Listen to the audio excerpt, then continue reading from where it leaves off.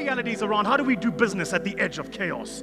These 4 realities around how do we do business at the edge of chaos. I call them the 4 laws of leadership. The 4 laws, and please excuse this, for some strange reason it's formatted really, really badly, but I think you can still make out the spelling.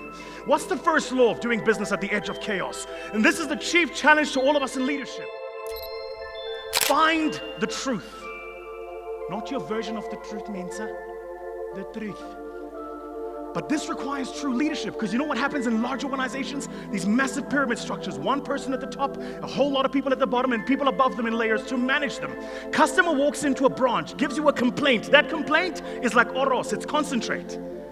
But what happens when that complaint makes its way up the rungs of the organization to the people at the top of that business? It gets filtered down. Raymond Ackerman told me, word to word, I said as far from him as about this distance, and he said to me, Vusi, the reason Pick n Pay was the best organization when I ran it is I spent 20% of my time, a day a week, even when we were listed in my stores, walking up and down the aisles, talking to customers, finding the truth. Second, the aim must always to be the best, not the biggest. It pains me as a man of color to say this, ladies and gentlemen, but maybe size is not everything, comrades. Just maybe. I have seen so many organizations make the cardinal mistake of chasing size. You think about it in the cell phone telephony business. What happened when Nokia came out with innovations? They had a simple QWERTY keyboard and a simple screen. What did we do? We voted for them with their money. They were the best. And because we voted for them with their money, they became the biggest.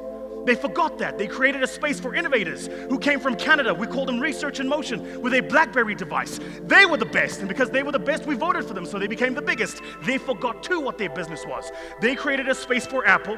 2 months ago, I traveled to South Korea to meet what I call the world's most innovative company today, Samsung.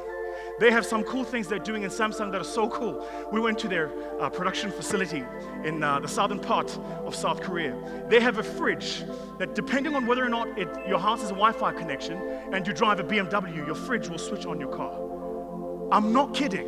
Why? Because they understand the rate at which customers are changing infers they have to change even faster. The aim must always to be the best, not the biggest. Always. Vision excites people, not numbers. No one wakes up in the morning going, I really want to help the MD make another 3% growth in EBITDA. Nobody. If you tell your people you want to make more money, all they're hearing is, I want to make more money for me, the boss, the shareholders. That's the truth. No one gets excited by numbers, and I should know. I'm a chain investment banker. I worked as a chartered financial analyst. I structured many a deal in the mergers and acquisition space. I understand the importance of a balance sheet, but I'm telling you, you want to excite your people? It never happens with the numbers. Spoke at a conference last night. The CEO got up, and his first 10 slides were all presentations on numbers. How excited do you think his people were? Vision excites people, not numbers. This is the one many businesses get wrong. Lead by the business case, not the business person, not the title, not who has what job, not who has been in what organization for how long, the level of qualification they have, their job, whether or not they have a corner office with air conditioning. Lead by their business case. This one was told to me by my own personal mentor, Adrian Gore. He says, Vusi, the reason discovery is because we lead by the business case. You want to know what that means? That means we listen to our people regardless of which part of the organization they're in. Discovery in Shaw was not an innovation of the fancy people sitting in the actuarial department. It was an innovation of a call center agent. They have a new innovation coming out, by the way, in Discovery in Shaw. Because a call center agent said to them, guys, most of the claims we're getting are all from people who have clashes and collisions when they're driving. And it's because they're on their phones. So this call center agent said, can't we come up with an innovation that allows us to cut signal? And they have. A call center agent has through an idea, they're coming up with an innovation that you plug into the roof of your car and it cuts off signal the minute your car moves.